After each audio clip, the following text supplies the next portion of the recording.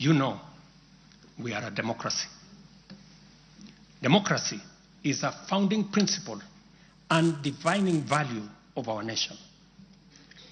Democracy is hard-won, non-negotiable right and guarantees freedom that we are proud of and must always defend.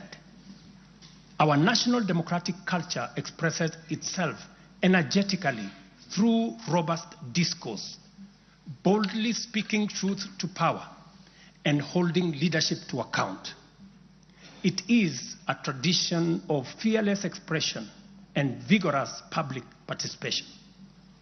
This is who we are, and there is nothing anyone can do about it.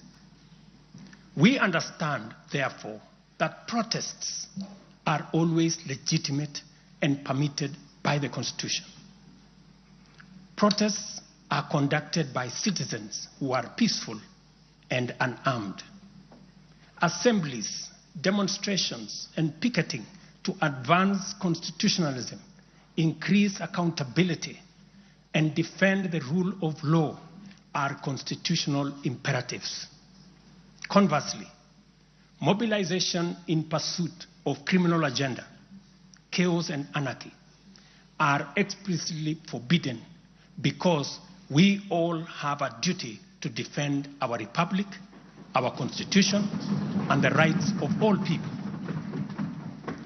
The government, in particular, must remain vigilant at all times against modern threats to the sovereignty and territorial integrity of our nation, as well as public order, peace, and security.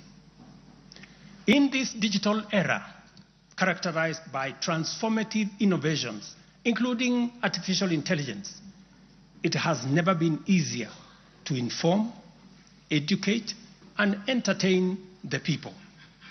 At the same time, it has never been easier to misinform, mislead, disinform, incite, and alarm the public.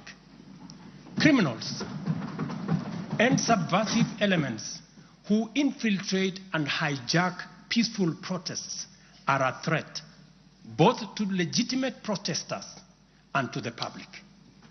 Incidences of violent criminality in the name of protests threaten the safety of innocent people, public assets, private property, and the social order.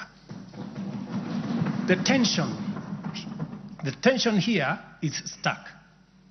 We have a democracy which we are proud of, must defend, and should deepen by all means. And at the same time, we have citizens whose lives, rights, we must protect, and a nation whose security, stability, and prosperity we must safeguard.